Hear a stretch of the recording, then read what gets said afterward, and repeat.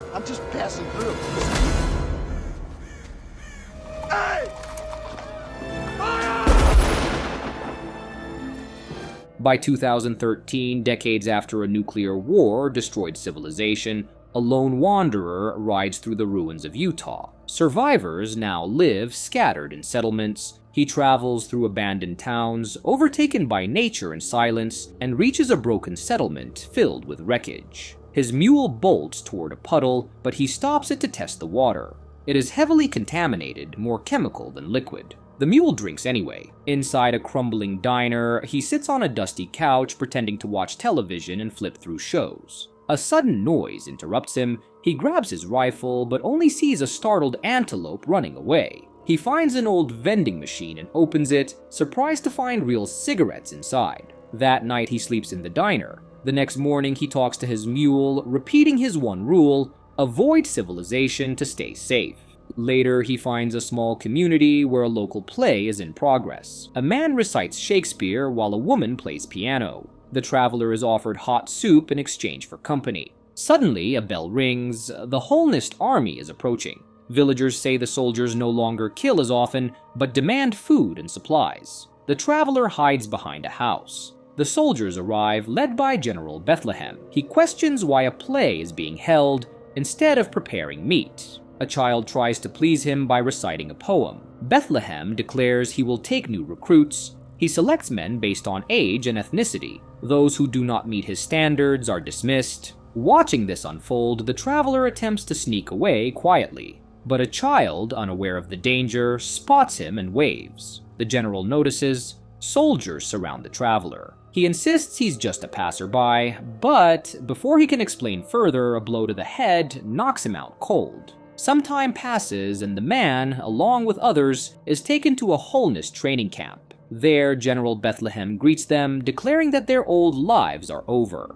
From this moment on, they are soldiers in his so-called unified army, under the banner of Nathan Holm. The general questions each man about their past. When he learns the traveler once performed on stage and knew Shakespeare, he recites a few lines himself. He tells the traveler that he'll turn him into a soldier, whether he likes it or not. The man refuses, and for that, he is beaten. From then on, Bethlehem mockingly refers to him as Shakespeare. Later, a young recruit named Woody brings him water while he lies bruised and half-conscious. Woody asks him to repeat the poem he once recited in the village, the one about resistance and freedom. But their moment is cut short when a guard orders them to sleep. The next morning, training begins before sunrise with a brutal long-distance run. That evening, the recruits are fed stew made from mule meat, the same mule Shakespeare rode.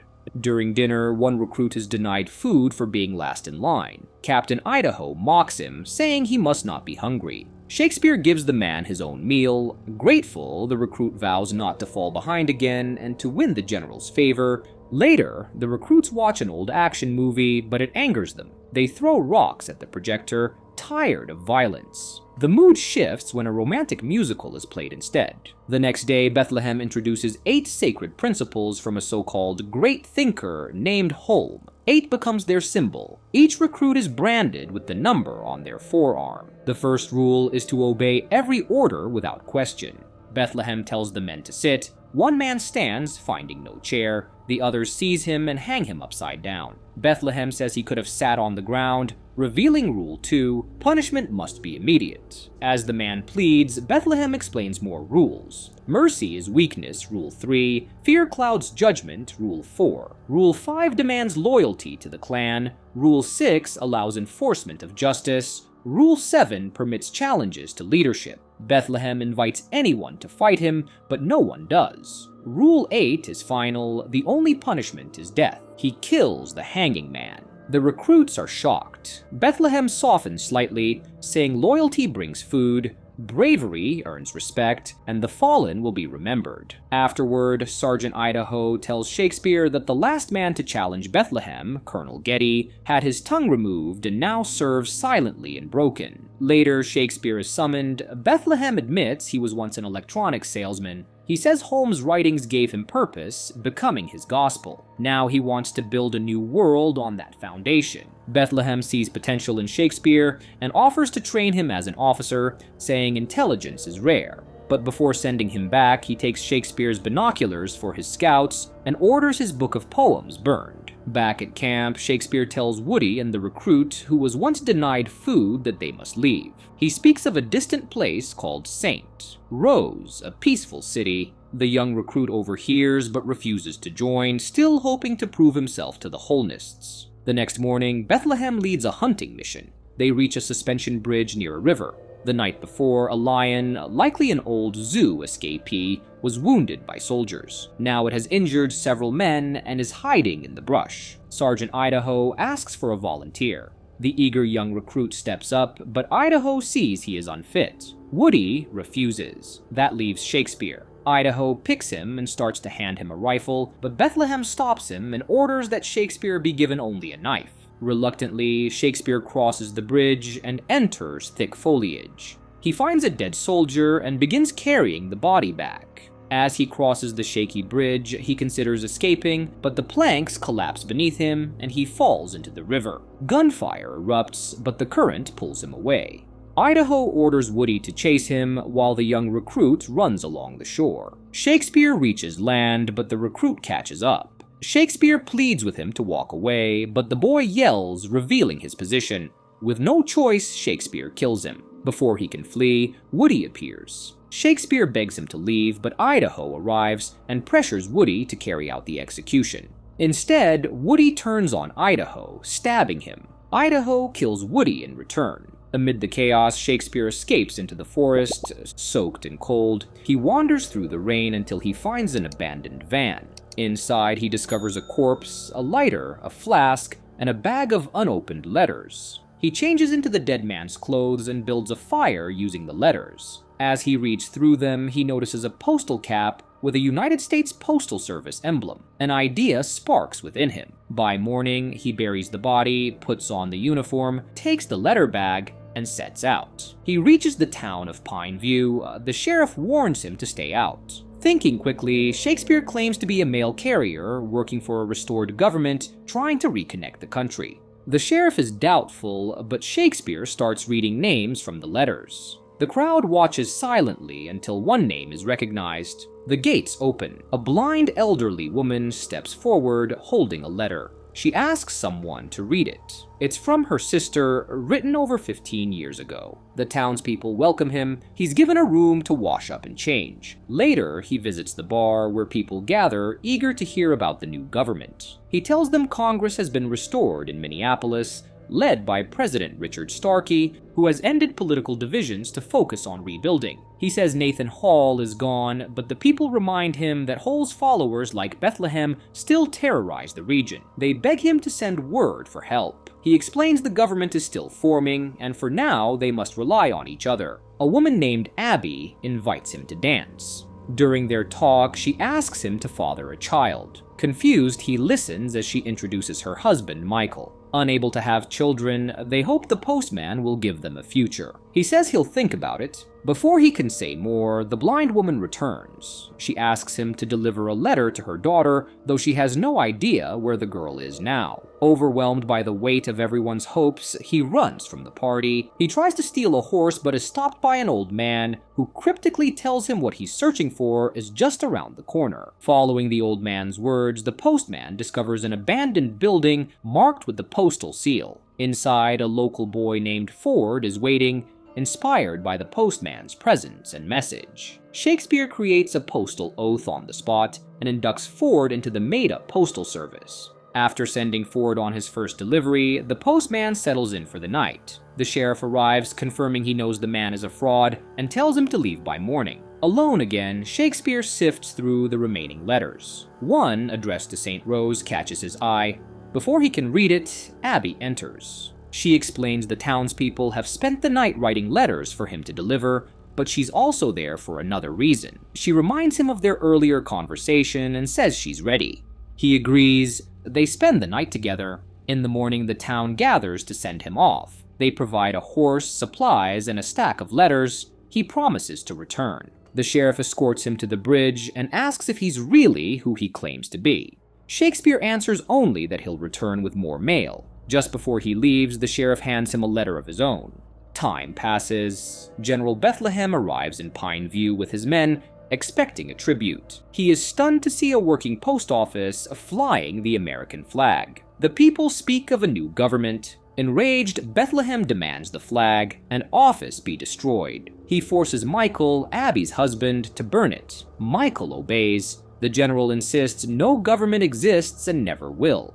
The office burns, and the town's new postman narrowly escapes. Bethlehem spots Abby. Michael defends her, but Bethlehem mocks him and demands he bless their union. When Michael refuses, Bethlehem kills him publicly and takes Abby. The town erupts in panic. The sheriff, overwhelmed, reveals everything about the postman, the letters, and the stories of a reformed Congress. Bethlehem orders his men to hunt the postman down. After the soldiers leave, John defies orders. He puts on the scorched uniform, takes the remaining letters, and heads south to continue the mission. Meanwhile, Shakespeare reaches Fort Benning. He delivers more letters, bringing hope. He tells the people cities will rise again. Then alarms sound. Bethlehem's forces are approaching. The general demands entry, but the townspeople refuse, claiming a real government representative is already inside. They will not let him through. Furious, Bethlehem prepares for a full assault, including cannon fire. Inside, panic spreads. The mayor reminds everyone they only have 5 rifles. Unexpectedly, the postman offers to negotiate. Carrying a white flag, he approaches the camp. Bethlehem doesn't recognize him at first, but senses something familiar. Shakespeare calmly claims Congress has reconvened and the states are reforming. He names the capital and the president. He offers tribute in exchange for peace. Bethlehem rejects it, orders the town attacked, and demands the messenger's death. Just then, a gunshot rings out from the general's tent. Abby, still held captive, kills the soldier about to shoot the postman. Seizing the opportunity, the postman knocks a rider off his horse, jumps into the saddle, and grabs Abby. Together, they charge into the mountains under fire, disappearing into the wilderness. As they flee, Abby realizes the postman has been seriously wounded. She does her best to help, but soon they're tracked by one of Bethlehem's men. But when he charges, Abby knocks him to the ground and finishes him with a rock. The postman fades into unconsciousness. He drifts in and out, catching glimpses of Abby dragging him through the snowy mountain terrain on a makeshift sled. Eventually, they find shelter in an abandoned hunter's cabin nestled deep in the Blue Mountains. When the postman finally wakes, Abby tells him about her husband's death. Then, unexpectedly, she presses a knife to his throat. She saw the number 8 burned into his arm, the symbol of the Holnist cult. But the postman calmly reminds her that she too had once been a prisoner in Bethlehem's camp and didn't turn into one of his soldiers. Reluctantly, she lowers the blade. As the days pass, supplies dwindle. The postman grows weaker. Abby decides to sacrifice their horse to keep him alive. She prepares a warm meal and insists that he recover. Then one day, while gathering water, Abt slips on an icy log and falls into the freezing stream. Her cries jolt the postman out of his despair. Ignoring his pain, he rushes to the water and pulls her out. From that point on, he begins to care for her. He feeds her what little food remains. One evening, while resting in the cabin, Abby quietly reveals that she's pregnant and assures the postman the child isn't Bethlehem's. Though the general tried to claim her, she never gave in. He beat her for resisting over and over. The postman, shaken, apologizes for everything she endured. Eventually, winter passes and spring arrives. On a sunny day, the postman spots the mountain pass finally free of snow. It's time to leave, but he hesitates. Abby, sensing he might change his mind, does something drastic. She sets the cabin on fire. As they make their way down the mountain, the postman tells Abby about the mythical city of St. Rose, a place untouched by violence and fear. But before they go far, a teenage girl on horseback appears, delivering mail. She's surprised they've never heard of the postman, the hero who stood up to General Bethlehem and made his way east to President Starkey. She says she learned everything from Postmaster Ford, who's in touch with Congress and leads a growing postal network. Curious, they travel with her to a nearby town. There, they witness a group of young mail carriers gathered as Ford reads aloud a letter from the postman, a message encouraging them to keep going, to believe in the return of order, and to spread hope. When Ford sees the postman in the crowd, he's overwhelmed. He embraces him, proudly explaining how, after leaving Pine View, he created a real postal service. Dozens of couriers now travel 30 routes, reconnecting scattered communities across the Pacific Northwest. He introduces the postman to a former paratrooper who trains the young riders, teaching them survival. But word of the growing movement reaches Bethlehem. His men capture a young courier, and when the general hears about the expanding mail network, he reacts with fury. He launches a full-scale campaign to destroy it, targeting the couriers one by one. Unfazed, the postman resumes his work, delivering messages across settlements. Slowly, the world begins to shift. Families hear from loved ones they thought were lost. Joy returns, children sing songs again, towns stir with new life. Eventually, the postman returns to Pine View. The sheriff, once skeptical, admits he was wrong about him. The postman hands him a letter from his sister, someone the sheriff had long assumed dead. That evening, the town gathers in celebration. As music plays, the postman offers Abby a dance. But when the music fades, Abby steps away. Elsewhere, Bethlehem's wrath continues. His men ambush and kill several more couriers. Enraged, he tears through settlement after settlement. Seeing the increasing bloodshed and targeting of his couriers, the postman turns to the old paratrooper for help. He asks him to train the young mail carriers not just in survival, but in warfare. One day they lure a detachment of Bethlehem's men into an ambush. The battle is swift and brutal. The couriers win decisively, but the cost weighs heavily on the postman. Haunted by guilt, he starts volunteering for the most dangerous missions himself. Abby sees what he's doing, punishing himself, and pleads with him to stop, but he won't listen. One night, a flaming truck crashes into Bethlehem's camp. The words postal delivery are scrawled across the burning metal. In the back are the mutilated bodies of Hullnist soldiers. Bethlehem, already unraveling, flies into a furious rage. In a fit of vengeance, Bethlehem vows to march north and execute 10 people in every town until the postman surrenders at Pine View. Before he can act, Ford writes a defiant letter to the general, declaring that no one will surrender, no matter how many die. When the postman learns of this, he explodes. He berates Ford for speaking without permission, but Ford holds firm. He believes sacrifice is necessary for real change. Meanwhile, Bethlehem invades Pine View. He captures the town but waits in frustration. There's no sign of the postman. In retaliation, he orders 10 citizens, including the sheriff, to be brought to the square and executed. From a mountain nearby, the postman and his couriers watch in horror, helpless to intervene. Before the sheriff is killed, he shouts one last message to them: "Don't stop, keep going." The massacre shakes the postman. That night, he announces that the postal service is disbanded. He claims to have received a letter from President Starkey himself, instructing all couriers to go home, burn their uniforms, and abandon the cause. Devastated, the couriers obey. Many cry as they strip off their symbols of hope. Only Ford sees through it. He realizes the letter isn't real. Confronting the postman, he demands to know the truth. The postman doesn't deny it. He says if Starkey were real, he would have sent that letter to stop more youth from dying in his name. But he isn't finished yet. The postman has written another letter, this one addressed to Bethlehem.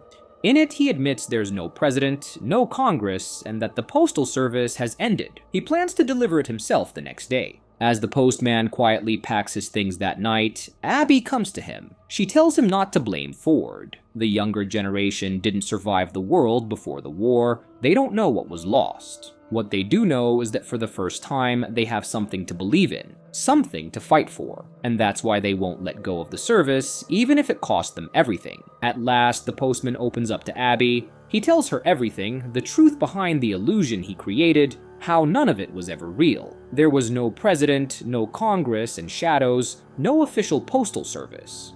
Just as he reaches out to her, a figure steps out of the shadows. It's a former courier, now turned Hullnist loyalist. He's been sent by Bethlehem to kill him. The postman doesn't panic. He looks the boy in the eyes and calmly tells him that Bethlehem is no savior. He's just a madman obsessed with violence. The real hero now is Ford. Elsewhere, Ford reaches Bethlehem's camp and delivers the letter. In it, the postman confesses there is no reformed government, no national network, but he still believes something greater is possible, just not through lies. Bethlehem, furious, orders Ford to be executed alongside another captured courier. As the two boys stand before the firing squad, they talk quietly. The second courier is from California. That thought enrages Bethlehem even more. He shoots the California boy himself, but he keeps Ford alive. Meanwhile, the postman, Abby, and 3 loyal couriers travel west, deep into territory untouched by Bethlehem's army. Eventually, they arrive at a place called Bridge City, a settlement built atop the dam of an old hydroelectric plant. The town is run by Tom Petty, a famous musician who somehow survived the fall of the world. He welcomes the group warmly, but requests they hand over their weapons. No guns are allowed inside. They agree, and for a while, the town offers rest, food, sleep, and safety. But the next day, soldiers from the Wholeness arrive, searching for the legendary postman. His companions hand him the familiar old cap, and without a word, he puts it back on. Tom Petty chooses to stand with him. Despite the danger, he helps the postman escape, but instead of fleeing, the postman refuses. He tells Abby to go somewhere safe. She pleads with him not to go, not to vanish, chasing St. Rose, and not to disappear from her or their unborn child. She then told him she loves him. After this, Tom Petty leads him to the top of the dam, where he crosses the river using an old cable car. He rides from town to town, rallying people, ordinary people, to stand against Bethlehem. His allies do the same, riding out in all directions, spreading the call. Soon the resistance gathers at the general's camp. General Bethlehem sees this. He's waited a long time for someone to challenge his authority. As a show of power, he orders Ford to be brought forward, planning to use the boy as leverage. But then, across the field, the postman rides out alone. In front of the assembled armies, the postman speaks. He revealed he and Bethlehem are both frauds. Neither was born to lead. To avoid more bloodshed, the postman invokes an old Wholeness law, Rule 7. Any member of the clan may challenge the leader in single combat. Bethlehem scoffs, claiming the postman isn't one of them. But then, the postman lifts his sleeve, revealing the number 8 branded into his arm. And then, as if to underscore who he really is, he quotes Shakespeare, verses about standing against tyranny. That's when Bethlehem finally realizes the truth. The man he once named Shakespeare, the one who escaped his camp all those years ago, is now the face of the movement against him. He accepts the duel. The fight is intense. Neither man holds back. At one point, Bethlehem grabs a saber and prepares to strike a finishing blow. But the postman stops him cold. With a sudden strike to the head, he turns the tide of the battle. He gains the upper hand and pins Bethlehem, but just as he's about to end it, he pauses. Killing him would make him no different from the bandits he's trying to rise above. Ford steps forward, reminding him of the Wholeness Creed, Rule 3, mercy is for the weak, and Rule 8, there's only one punishment, death. The crowd roars, calling for blood.